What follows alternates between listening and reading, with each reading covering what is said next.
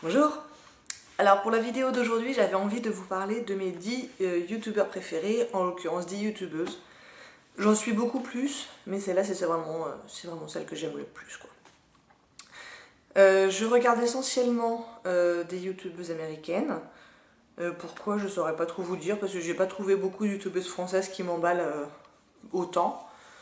Les youtubeuses américaines j'aime bien parce que elles ont beaucoup de techniques. Elles présentent aussi des produits qu'on n'a pas en France, donc ça fait un petit peu rêver. C'est pas du maquillage qui est forcément portable pour tous les jours, mais c'est des belles techniques. Donc les deux premières que je vais vous présenter, ce sont deux youtubeuses françaises. Évidemment, il y en a beaucoup plus, mais au jour d'aujourd'hui, c'est celle que je préfère. Donc la première, c'est Elsa Makeup, que j'aime bien parce que voilà, elle a l'air gentille. J'ai d'ailleurs acheté sa palette. Voilà, elle a une bonne technique, et elle a l'air sympathique. Et souvent, ce qui va me faire revenir sur une chaîne, c'est la personnalité de la youtubeuse, plus que ce qu'elle raconte. Il faut aussi, bien sûr, que ce qu'elle raconte soit intéressant, mais je trouve que la personnalité est encore plus importante. Si elle est amusante, si elle a l'air d'avoir une personnalité sympa, si elle est joyeuse, voilà, c'est des choses qui vont compter pour moi pour la regarder. Donc Elsa Makeup, elle est tout ça, hein. Elle est toute jeune comme la plupart des youtubeuses. Voilà, elle est fraîche, j'aime bien. Je vous conseille d'aller jeter un coup d'œil. Elle est très connue et de toute façon la plupart des personnes dont je vais vous parler aujourd'hui, vous les connaissez certainement. Donc je ne vais pas faire de grosses révélations aujourd'hui. Voilà, je vous indique juste celle que j'aime bien. La deuxième, elle est encore plus connue en France, c'est Sananas. Elle a vraiment le même type de chaîne que les américaines, dans les produits qu'elle va utiliser, dans les techniques, etc.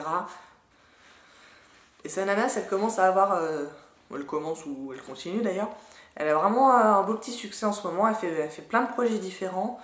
Elle a été dans le jury des NYX Face Awards cette année. Voilà, elle va à droite à gauche et c'est ça aussi que j'aime bien, c'est de les suivre un petit peu dans leur voyage. Et c'est vrai que Sananas, quasiment tous les mois, elle part quelque part en rapport avec YouTube en fait. Donc moi j'aime bien, ça me fait voyager aussi. Les autres dont je vais vous parler, elles sont américaines. Il n'y a pas d'ordre particulier. Et la première dont je vais vous parler, c'est Jaclyn Hill. Je crois que c'est une, ou peut-être pas la plus connue, mais une des plus connues. Elle est vraiment très célèbre dans le monde de YouTube. Elle vient juste de sortir une ligne de produits avec Becca, en particulier des highlighters. Et j'ai cru comprendre qu'elle allait sortir une ligne à son nom propre en 2017. Donc voilà, elle fait beaucoup de tutoriels, elle est très pointue dans sa technique, fait des trucs vraiment jolis. Des produits préférés tous les mois, ce genre de choses. Elle fait pas beaucoup de revues de produits. Elle est plus dans le maquillage, dans la technique du maquillage. Ensuite, il y a Tati,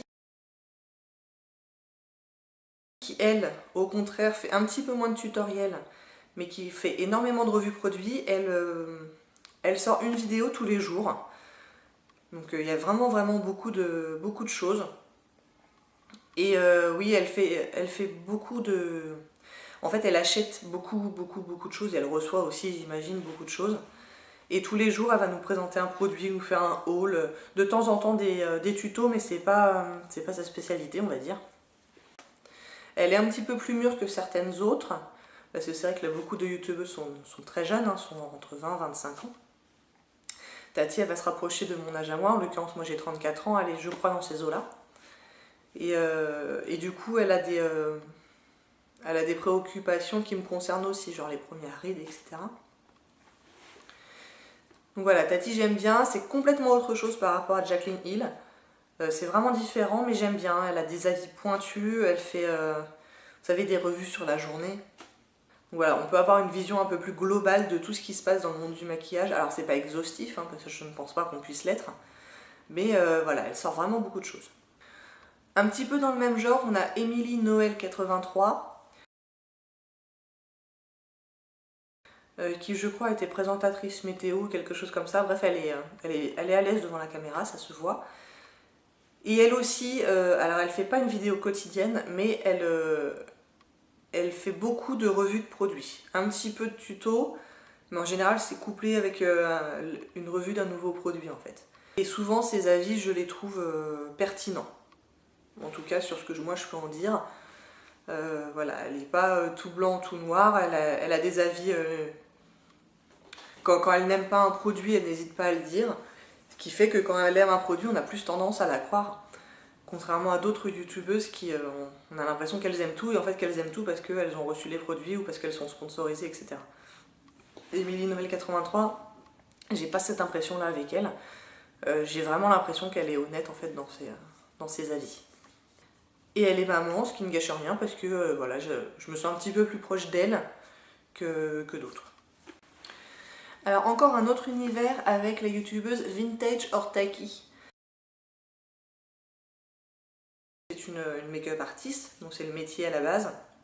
Et du coup, elle a une technique vraiment au point, elle fait des maquillages très beaux. Souvent, moi en tout cas, je pourrais pas les porter dans la rue.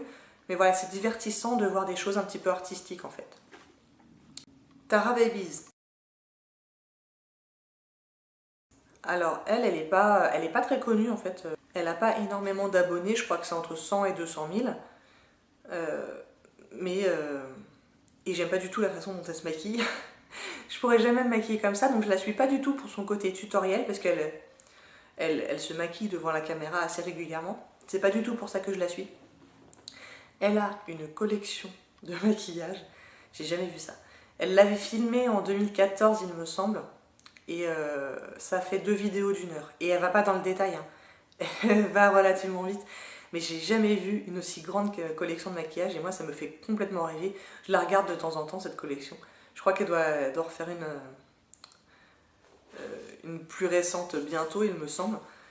Mais moi ça me fait complètement rêver cette collection. Elle a des centaines et des centaines de palettes. Je sais pas comment elle peut se permettre d'acheter tout ça parce que je crois qu'elle reçoit pas grand chose. Mais voilà, je sais pas comment elle se débrouille mais toujours est-il que voilà, c'est impressionnant. Du coup elle fait énormément de hauls. Elle achète pas tout ce qui sort, mais vraiment, elle en achète beaucoup. Elle en achète beaucoup. Je la soupçonne en général de se servir des palettes une fois pour la démo et puis de les ranger et de plus jamais s'en servir parce que elle a des centaines de palettes, quoi. C'est vraiment impressionnant. Je vais vous lister en barre d'infos ces vidéos collection, vous allez voir, vous allez halluciner, quoi. Donc voilà, je la suis pour ses hauls en fait. Et ses revues qui sont elles aussi en général pertinentes parce qu'elle est assez pointue sur la qualité des produits, évidemment, elle a beaucoup de points de comparaison. Du coup, j'ai relativement confiance dans son avis. Par contre, j'irai pas me maquiller comme elle. Une autre youtubeuse plutôt très connue, c'est Kathleen Lights. Que j'aime beaucoup parce qu'elle est vraiment rigolote, elle est vraiment fraîche. Elle a fait des collaborations avec Colourpop, c'est sûr, et Ofra aussi. Donc oui, elle est assez connue quand même dans le milieu. Alors elle fait un petit peu de tout. Elle fait des tutos et pour le coup je trouve ses maquillages qui sont vraiment jolis en général et j'en ai déjà reproduit plusieurs, ça me plaît bien. Elle fait des hauls, elle fait des revues de produits mais pas dans le détail, j'ai envie de dire. Elle vous fait pas, vous savez, des revues sur la journée comme beaucoup font. Une autre make-up artiste très pointue, une vraie technicienne en fait du maquillage, c'est Nikki Tutorials. Alors je ne sais pas de quelle nationalité elle est, mais elle vit en Hollande. Bon, elle a un anglais américain, hein, donc peut-être bien qu'elle est américaine, j'en sais rien en fait. Et elle commence vraiment à devenir célèbre. En fait, il y a quelques mois, c'est elle qui a créé la vidéo The Power of Makeup. Et à partir de ça, ça a vraiment fait un buzz énorme cette vidéo. Toutes les autres youtubeuses derrière l'ont faite, françaises, américaines, un peu partout. Et là, elle a vraiment croît sa popularité à partir de cette vidéo-là précisément.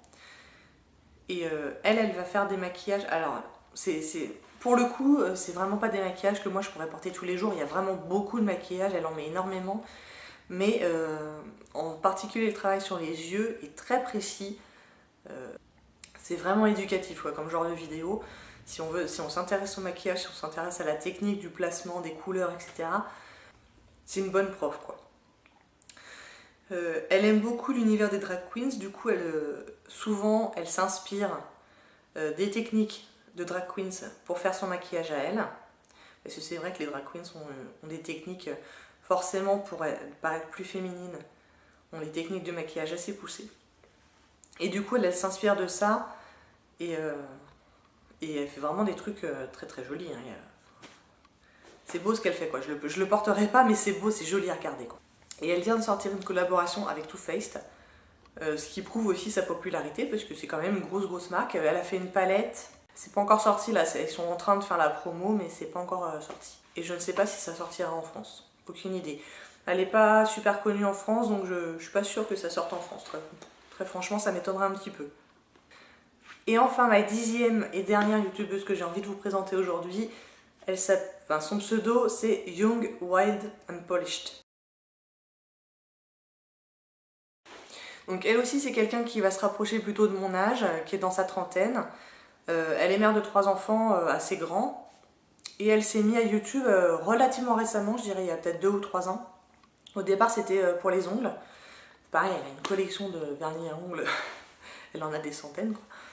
Et sa chaîne a grandi relativement vite. Là en ce moment je crois qu'elle est entre 100 et 200 000 abonnés. Voilà, elle fait beaucoup de hauls. Elle fait assez peu de tutoriels proprement dit, mais elle fait beaucoup de Get Ready With Me, donc ça compense. Elle est très active sur Snapchat, mais très active. Je la suis, mais je regarde jamais tout parce que ça me prend, je sais pas, 20 à 30 minutes par jour. J'ai l'impression qu'elle fait que ça de sa journée. Mais voilà, elle est rigolote, quoi, je l'aime bien. Et voilà pour mes 10 youtubeuses préférées, en tout cas du moment. J'imagine que ça va changer dans les mois et dans les années qui viennent. Mais voilà, je voulais partager ça avec vous. Dites-moi, n'hésitez pas à me dire en commentaire si vous en connaissez certaines, si vous m'en recommandez d'autres. Je suis toujours prête à en découvrir de nouvelles. Et voilà, si ça vous a plu, n'hésitez pas à commenter, à liker et à vous abonner. Et je vous dis à bientôt. Au revoir.